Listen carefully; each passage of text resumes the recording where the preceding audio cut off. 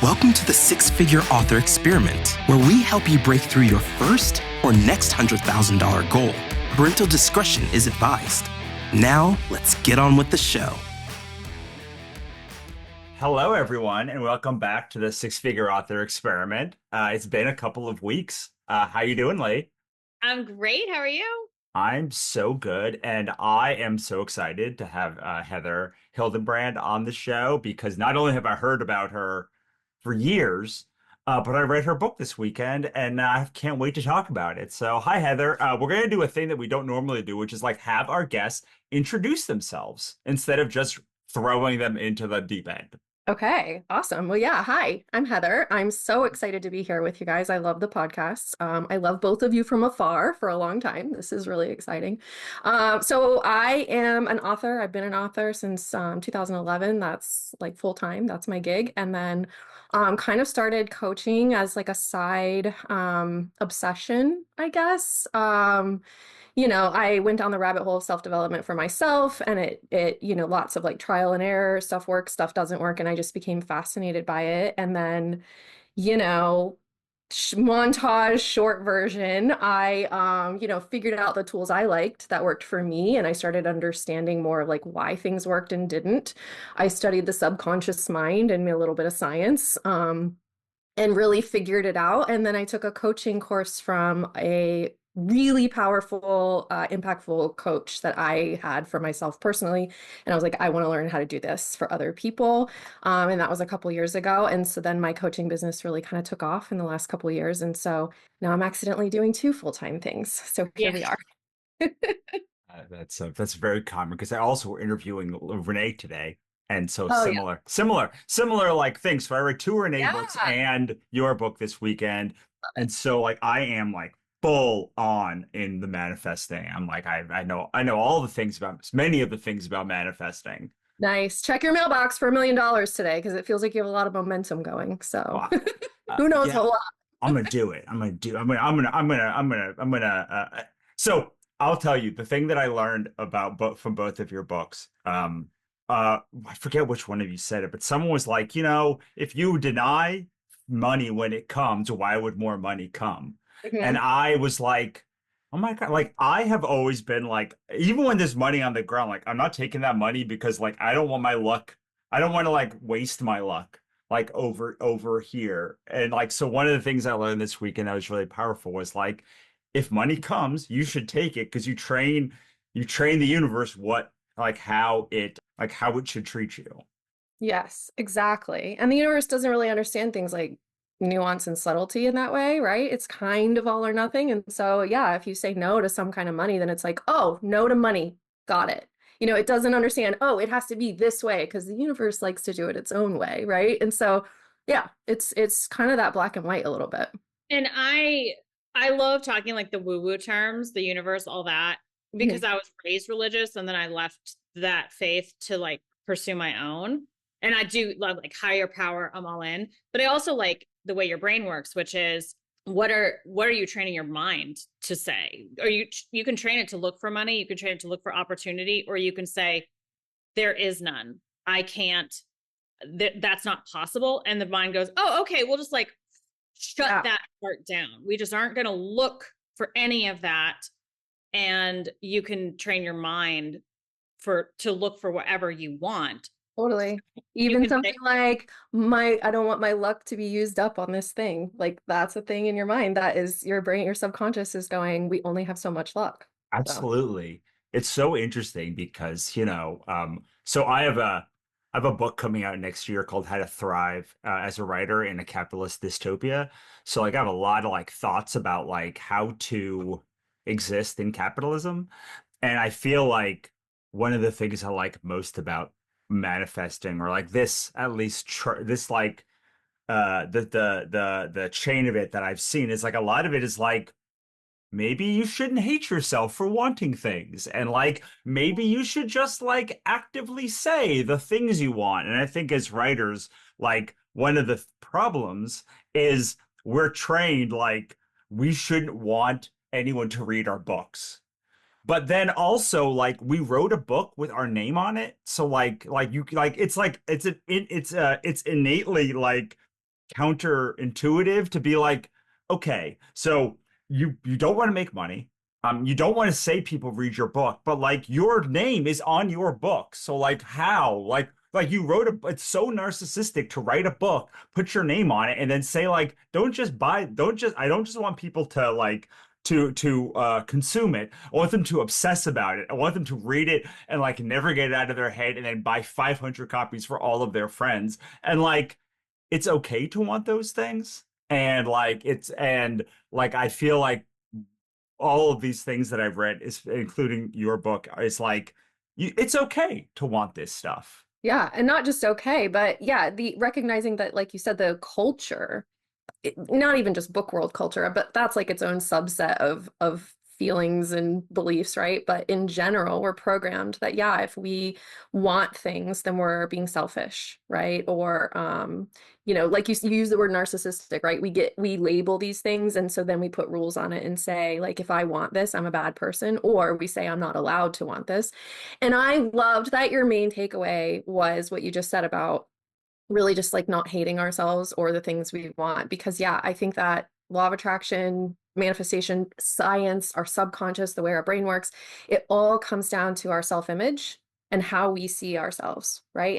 And those, what are those beliefs? And then are they serving you or not? Because yeah, if you believe that it's wrong to want to make a lot of money, then you're probably not going to make a lot of money, because at its core, your subconscious is programmed to protect you, first of all, and it's going to mostly protect you from yourself, right? So if you think making a lot of money makes you a bad person or it feels scary or something, your subconscious is going to be like, don't worry, I got you. We'll make sure you never make money then, so that we stay safe, right? So it's like you said earlier about being counterintuitive, or sometimes we call it like self-sabotage or whatever, but it's all the same thing in that. And it all comes down to how we see ourselves, what we think we're capable of, worthy of, deserving of, allowed to have, that kind of thing.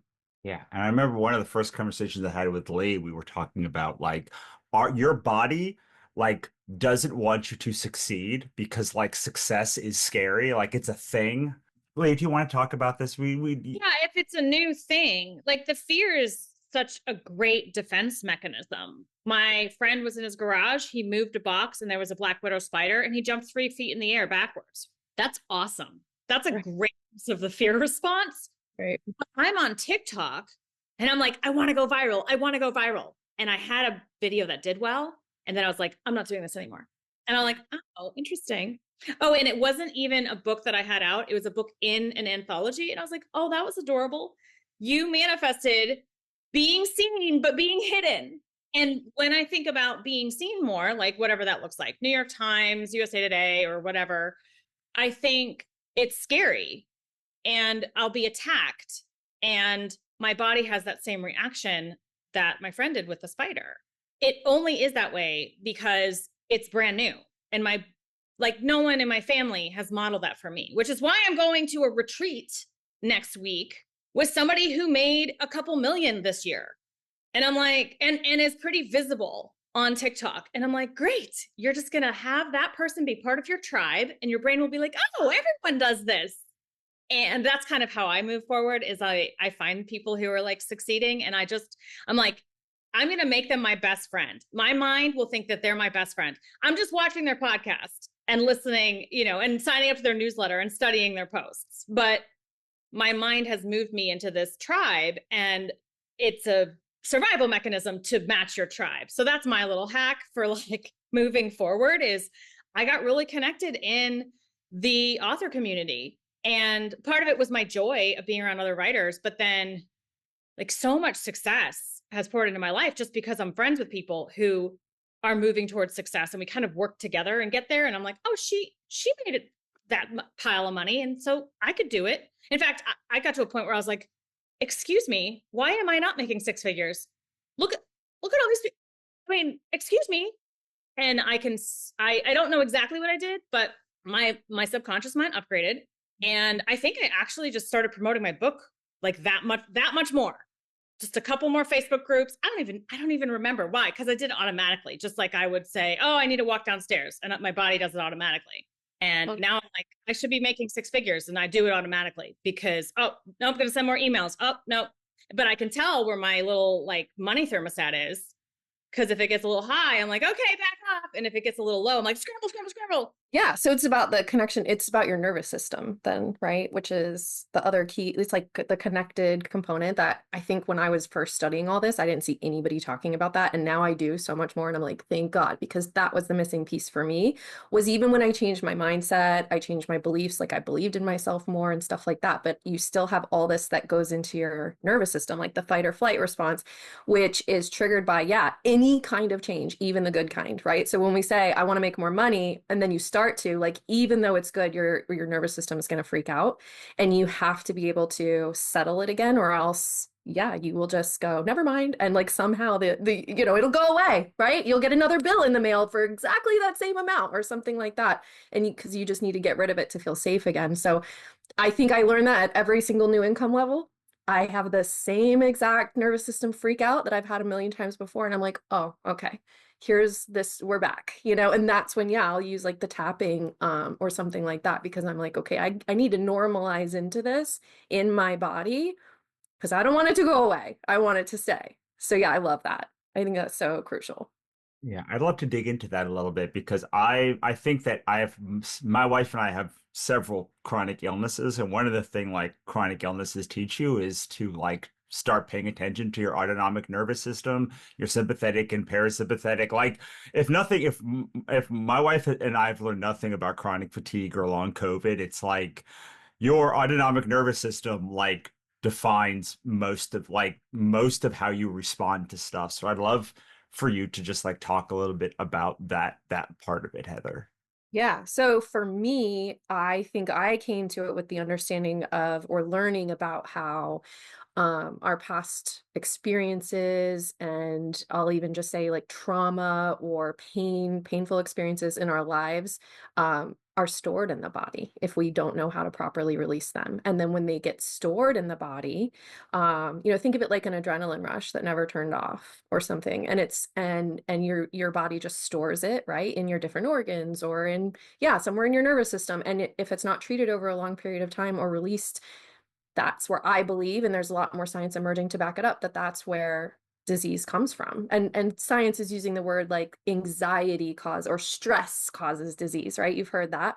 It's the same thing, right? They're just not there yet with the language. They're not going to say your stored trauma caused your disease. They're not there yet, right? They're going to say stress, but it's kind of the same thing, really. And so, yeah, it's all stuff stored in your nervous system. And I can't say cure, right? Like I'm not a doctor. I'm not going to say that, but like the key in the context of what we're talking about here is definitely to actually start paying more attention to your body, because your body's always going to give you clues. It's always going to communicate with you what you need. And manifestation, it happens in the body. It happens with following your gut. That's why we talk about following your gut or following your heart or something. So paying more attention to the sensations you have, caring most about your physical health and that connection, right? And learning how to actually, like we were just saying, calm your nervous system, get it back to baseline, go into rest and digest mode instead of living in fight or flight all the time, which is basically what a chronic illness would be, right? It'd be stuck in fight or flight. So almost maybe every single author I've coached and gone through my courses are basically living in fight or flight all the time, and their body's not going into rest and recovery, so they're not healing anything. And when you're stuck in that, it's hard to manifest. You can't. It's like there's this hierarchy of needs, right? That when you're at the bottom, when you're in survival, and your nervous system thinks you might die. And that's where we are, even though we're threatened with things like bills and this is the new saber-toothed tiger, right? Like we're not being chased by them through the woods anymore as cave people, but like we might not pay our bills. It's the same feeling in our body, like Lee was saying. When you're stuck in that, you can't open for more. Like you can't go up into the higher levels of thinking that you care about things like your vibration or how you feel, because you're like, it doesn't matter how I feel. I might die.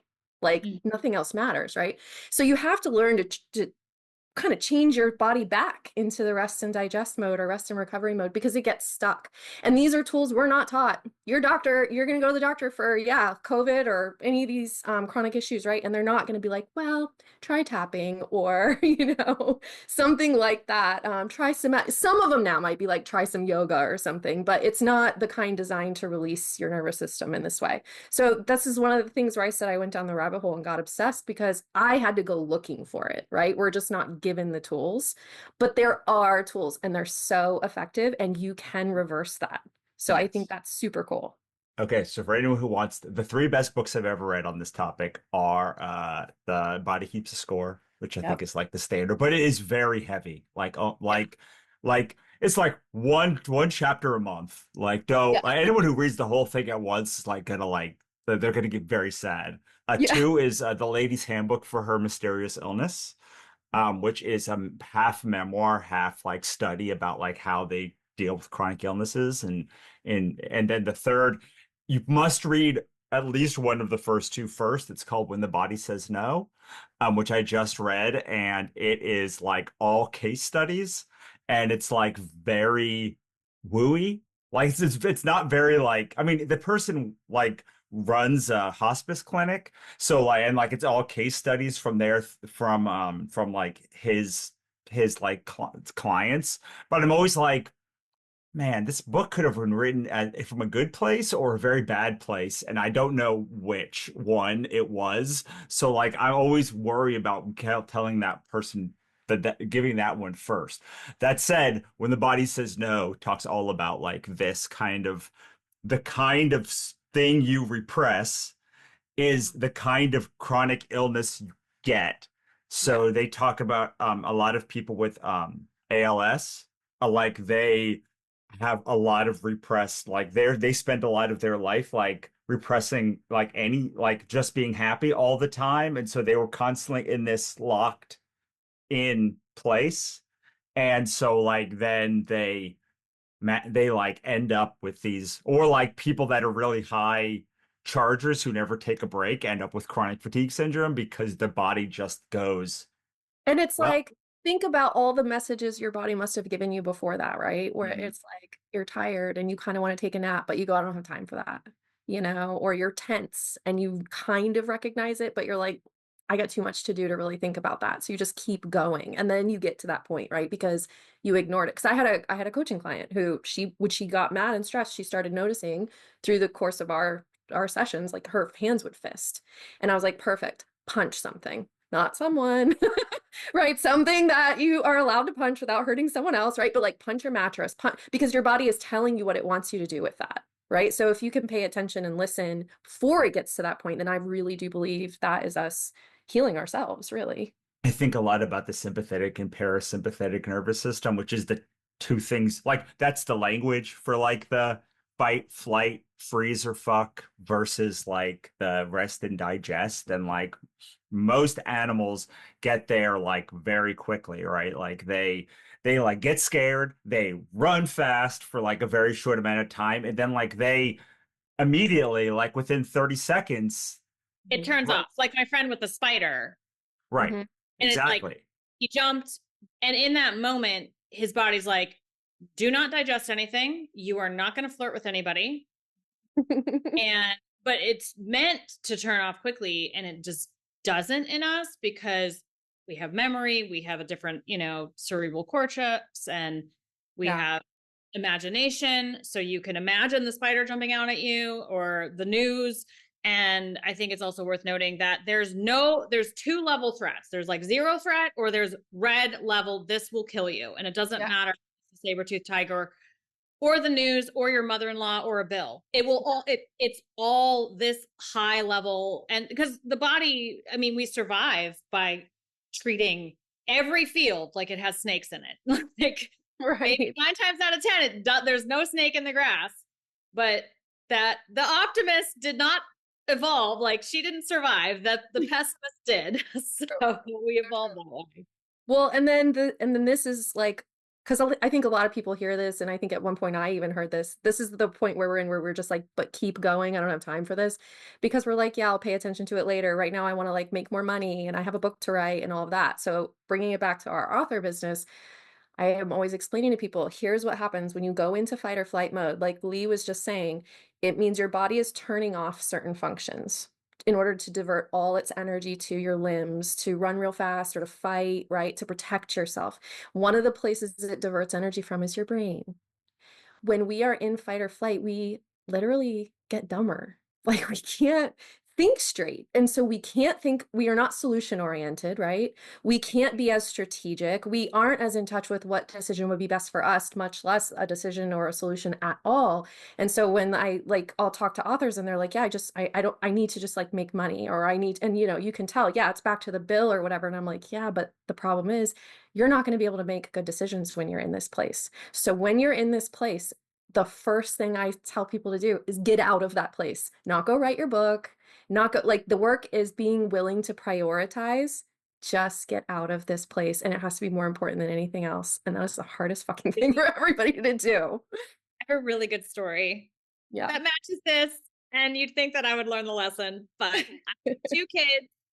After second baby, my immune system was shot for whatever reason, lack of sleep, whatever.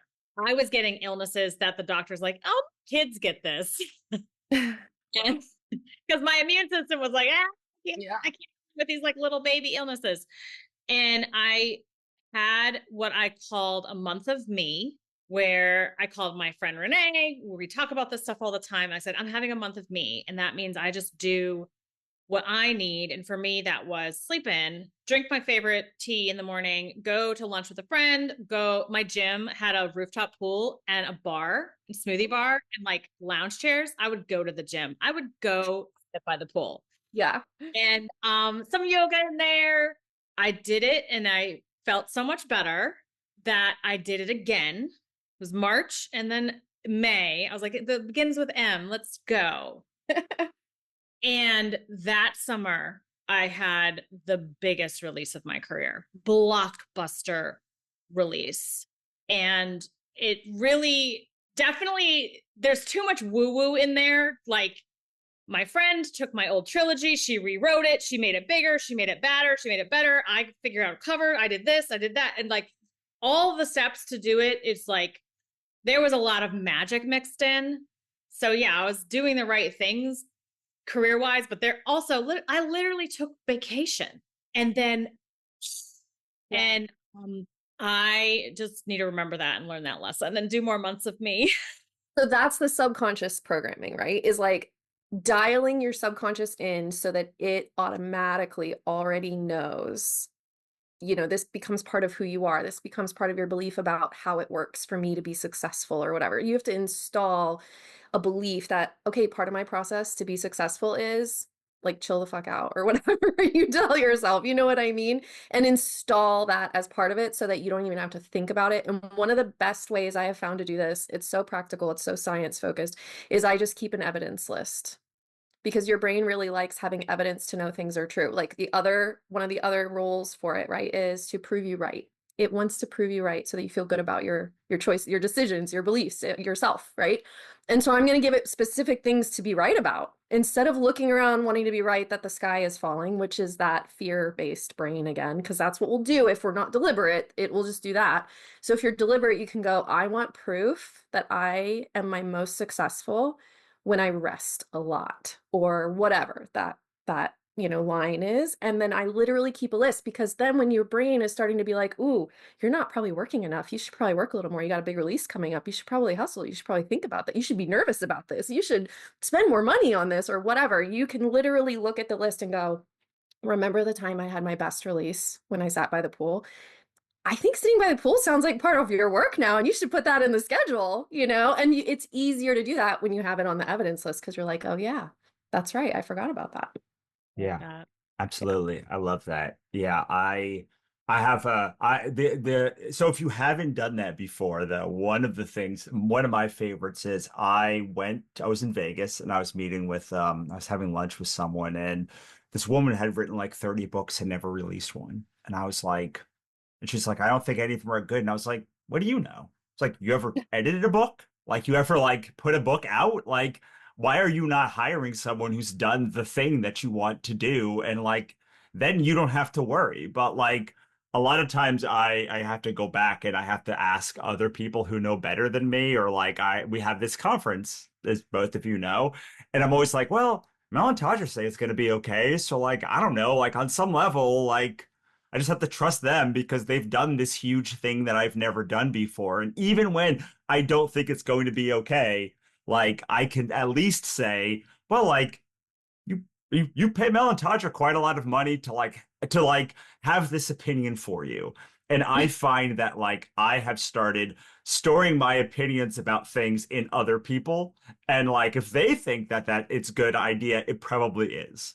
I think that's a great step one. And then I still think step two is for you to use the evidence when it goes really well to go, see, I make great decisions. And if Yeah. you believe that about yourself, then that kind of covers a lot for future.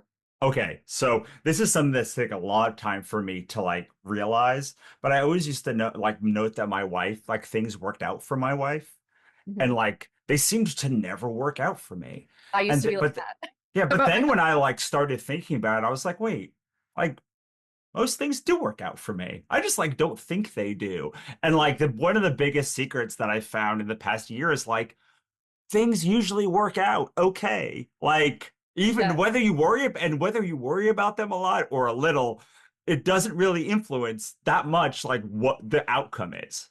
Yeah. Isn't that so great to finally start to realize it for yourself? Because yeah, my best friend would, I'd be like venting to her and then she'd be like, and then I would like eventually tell her, the outcome. And she's like, so what you're saying is that everything is always working out for you? And at first it would piss me off. I'm like, yeah, but like, did you not hear how hard that was to get here? And then finally she said it enough times and she's like, so now she'll go, what you're saying is, and I'm like, yes, yes, everything is always working out for me. Got it. But she has really helped me install that belief in myself. Cause yeah, I love that belief. That's my favorite one. It's the one I tell everyone to start with because it's such a domino belief. It's got the word right in it. It's everything, right? So it's going to apply to any situation. So it's kind of nice. It affects everything. It's a good one. Yeah, absolutely. I'm writing down these lists of tools. So make an evidence list to prove what you want to believe versus the opposite of everything's working out for me, which I think a lot of us have said in our lifetime. And have the belief everything is always working out for me, and then tapping to get your body to calm down when you're looking at something that scares you, which could be opening TikTok or it could be publishing your book. Yeah, tapping's my favorite. I mean, there's a lot of tools now. There's a lot of new evidence emerging about the vagus nerve and how that is really helpful and it is because it's a nerve that runs all the way down the back of your body and it's what is responsible for putting you in rest and digest mode.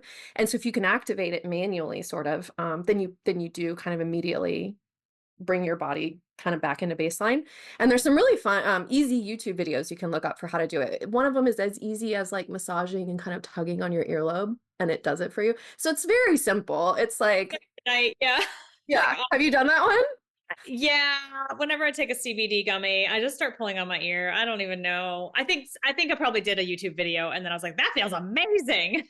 Maybe. Or maybe your body's just like urging you, right? And we just have these little nudges that our body's trying to get us to do. Because I have the thing, as part of fight or flight is the fight part is biting. Yeah. So I have very overdeveloped masseter muscles from teeth grinding, which is a anger response. I'm like, oh, you don't have to be in pain in your jaw. You figure this out. That's why I started doing CBD too. And I was like trying to get my jaw to relax, especially when I was going to sleep, because I would grind my teeth. And so I think that's why I liked that one too, because it's kind of all right here. But there's a bunch of other ones too. So I think tools are about like figuring out what resonates with you, because everybody's different and that gets to be okay. And you just find what's your jam and you just do that. Well, you have a great video on tapping for anxiety if you join your email list. And like I got a lot out of doing that because tapping has always felt like a very technical thing that people always tell me you have to do it this way or like this many things to work. And you just like you don't even say what to do. You just sort of like model my thing and you like tap your head and then different parts. And then and I'm like, oh, you can just like that's enough. And I think a lot of this like manifesting kind of a lot of people when they come into it, they're like, there's a lot of stuff you're supposed to like do in a way. And the more you read about it or the longer you think about it, it's less like doing the right thing and more doing a thing to like make it better every day. And so I really appreciate, especially one part of your book. I'm gonna bring back to your book because like I read it this weekend. I want my brownie points. I want my gold star. You get lots of brownie points, actually. Yeah. So I was talking with my wife, and we all have healing to do. like my wife as well, but she's really good at like believing that things are going to go well and like allowing things to go well. And I thought it was brilliant when you said like there's three parts of your process: healing, embodying, and allowing. It's like you just they all happen together. Like it's like and while. You said and while and while and while. And like I was like, "Oh, so like even if you don't feel healed, like you can still start embodying someone who is healed and like allowing these things to go." And like I don't know, there's a lot of things that like questions I have, but I would love you to talk a little bit more about that because it was a really powerful thing for me to hear. Yeah, yeah. Well, so that all came from that earlier montage description that I gave you, where I said I went down all those rabbit holes and I became obsessed and I tried a lot of things that I felt like didn't work for me. And for, all these various reasons, it just kind of clicked, like these are the steps, right? And because I would hear things about manifestation, I would hear, like attracts like and be a magnet to what you want and all of these things. But we just talked about all that stuff that was in my nervous system from the past, all that stuff that was in my belief system about who I was and what I was capable of or what my limitations are. Because, like Lee said, it had not been modeled to me to be any different or better or whatever. Not just money, but all the things, right? Just worthiness or choosing myself, being willing to choose myself, over everyone else's needs or whatever. So there's a lot of that. And it didn't really all start to come together. I mean, I think it did. I felt like, my life was improving as I started doing self-development. And it kind of got to this point and it's like I hit a ceiling, right? And it was just frustrating until I got the heal piece where I had to learn how to release all that stuff that was still in me from my past and finding a way to actually do that effectively. Because I just remember for like a few years, I was in this place where I knew I needed to release it, but I could not. Like I went to therapy, like regular, talk therapy for a long time. And that, again, it helps to a point. And then I was like, I remember just being like, I'm so sick of my own shit. Like I'm tired of my problems. I'm tired of hearing about it. I can only imagine how she feels about it. So ready to release it and just not knowing how. So again, like having to go learn this and figure it out. And that's where all the stuff we've just talked about came in. And then that's when I started doing energy work because this coach I found did energy work that was the first thing I'd ever encountered that helped me really feel like I released something and left it there that day and never picked it up again. And I was very skeptical by then.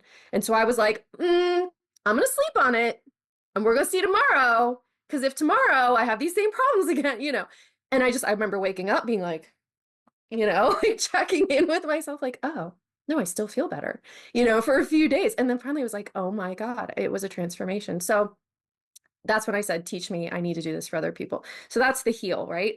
But not getting stuck in the heal, not getting stuck in there's something wrong with me that needs to be fixed, because that's an easy place for us to go to, right? And so it's all happening because I get to be not perfect yet and still start to have everything I want and still embody that next version of myself who makes, way more money and works way less or whatever my goals are, right? And then the allowing is not trying to force it and recognizing you're not the one making it all happen. I always kind of talk about that labeled as like a hyper independence, which usually comes from a wound. Like we were let down or betrayed, or somebody wasn't there for us when we needed them. And so our brain is protecting us. So it goes, the answer that makes the most sense is never need anyone ever again. Never ask for help from anyone ever again. Just do it all yourself. And with hustle culture, that's encouraged, right? Think about the messaging. Like, I'm a self-made man or I'm a self-made woman, right? That kind of thing. And that really suggests or celebrates even that we didn't need anybody to get here. And so, this allowing is like this partnership with the universe where you're like, or even with your own subconscious mind, however you resonate with it, right? But you're going, I'm allowing that it's going to unfold. It's going to happen. It's inevitable.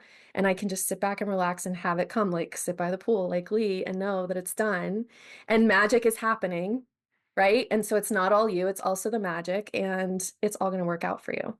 Yeah, I love that. And I do think for me, like the embodying happened first because it's like, well, and it makes sense with like you want to hang around a lot of 6 and 7 successful authors. Like you want to hang around people. You want to go and hang around people that like work on boats all day. Like you're gonna have to like be the kind of person who like that kind of person wants to be around. Like whatever that area is, it just like I think Renee talks about like finding the frequency, but like whatever it is, it's like you need to be the kind of person that wants that like those kind of people want in your life and that you want to like be around them as well. Like so yeah, I think for me it was that was the easiest one. But then you're like, cool, now I'm hanging around all these really awesome authors and like I don't deserve to be there. Like, cause I what am I gonna do? Like when and then so you start like sabotaging your ability to like so like that's where like act as if but then also like you have to do this other work, I think, to because otherwise you'll just like not be able to stay there, or it'll feel terrible to be there. Yeah. And You have to, love yourself enough or whatever, have the self-esteem to stay in the room. Because I have definitely been in rooms where I'm like, I'm uncomfortable here. I'm leaving. That was Book Bonanza earlier this year. I was like, I do not belong here. And that's a lie because I was literally invited. Um, but I was like, okay, I have stuff to deal with being seen and being in this giant warehouse with all these huge authors who have lines around their table way longer than mine and whatever was going on. I did learn something I want to throw out real quick.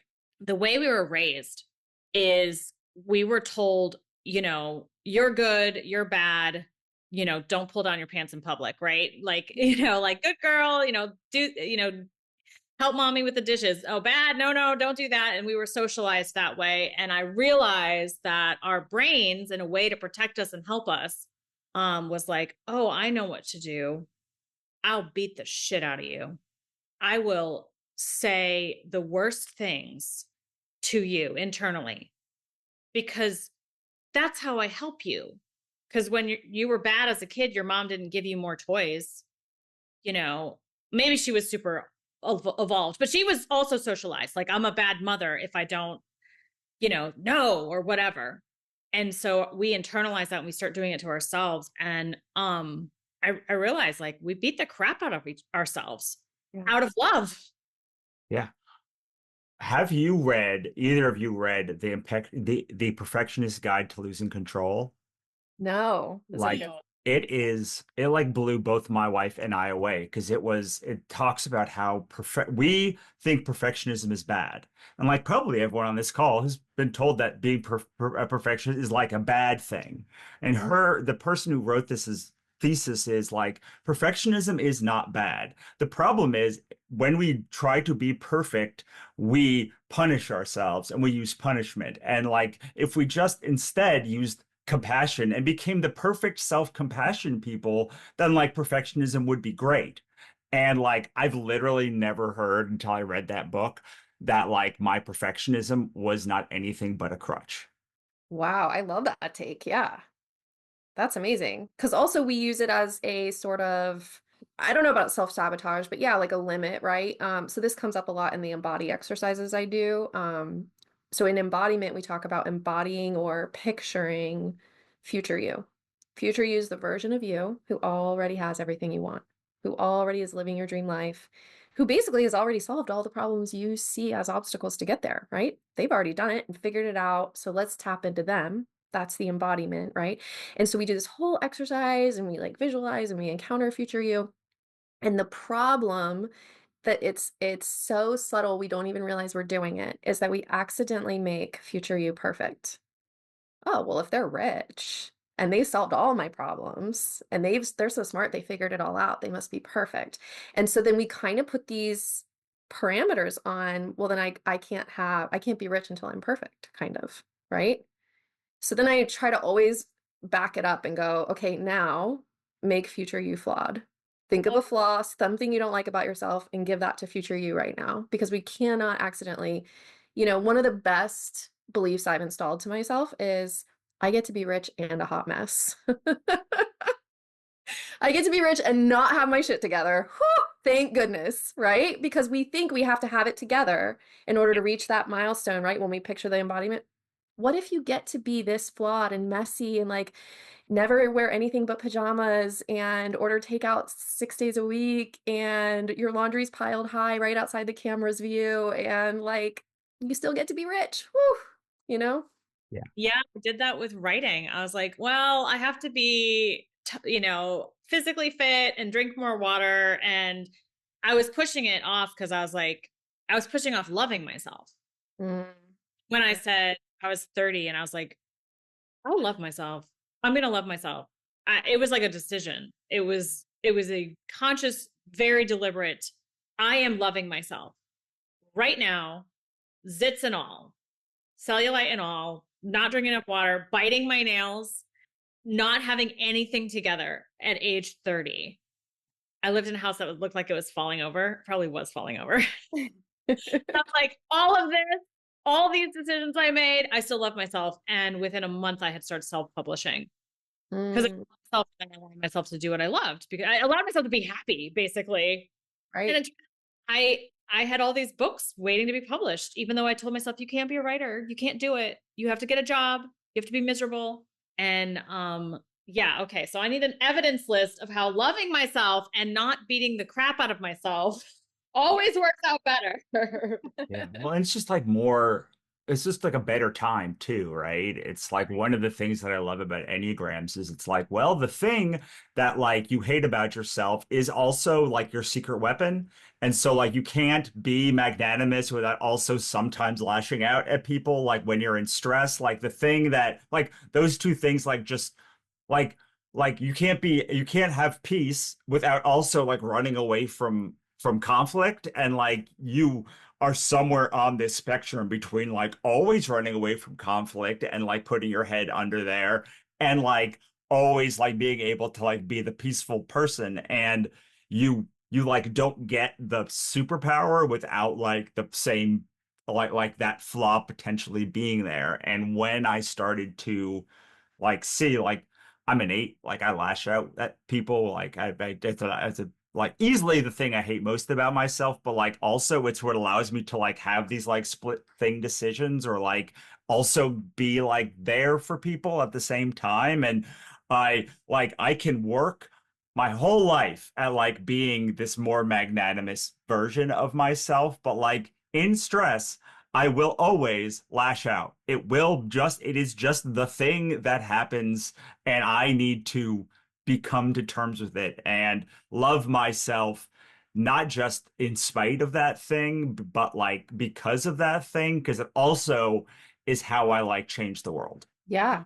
But that's so hard, right? Because we think if I accept that part of myself, or if I accept this external condition in my life that I really want to change, like not having any money or whatever, then that's like saying I don't want it, that I don't want something better. If I accept it, that's like saying it'll never go away or it'll never improve or whatever the case is, right? And that's what your subconscious is telling you. That's what that fear brain is telling you, right? Like, yeah, we think it cancels out being able to attract or manifest the thing, the next level, the next thing, whatever.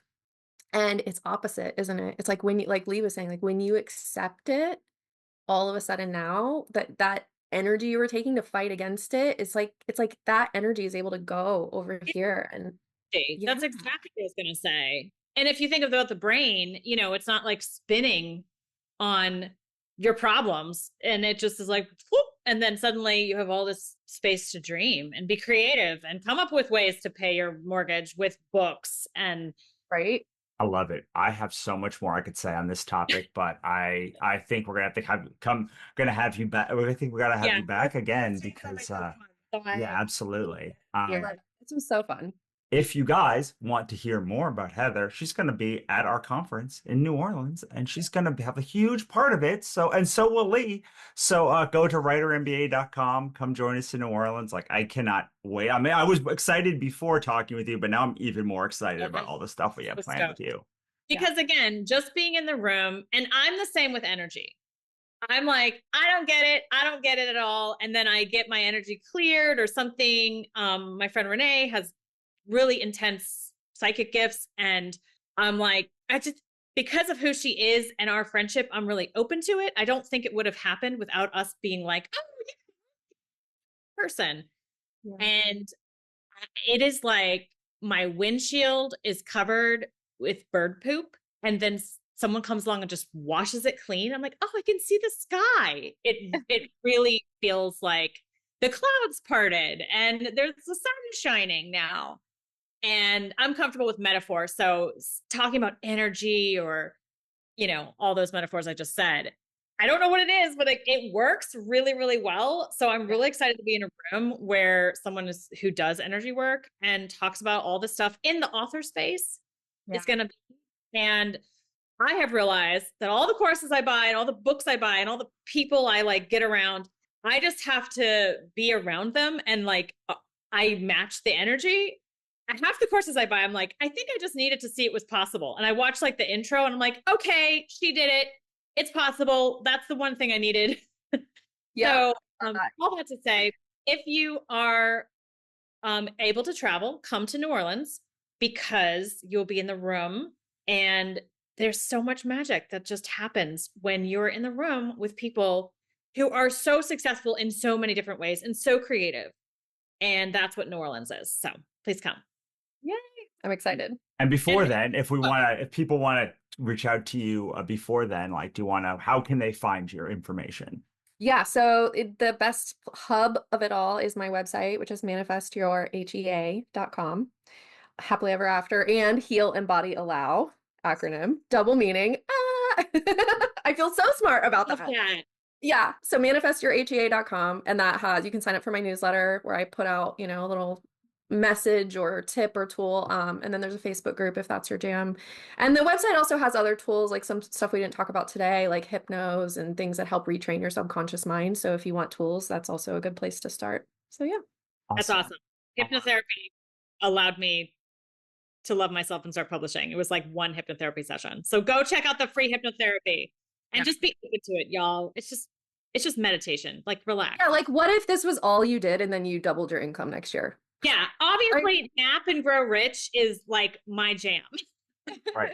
Yeah, I always tell people, I'm like, manifesting is one of the very few things that have no downsides. It's so hard to find something with no downside. It's the worst case scenario is you think about the thing you want for a small amount of time every day, and then you don't hate yourself for wanting it.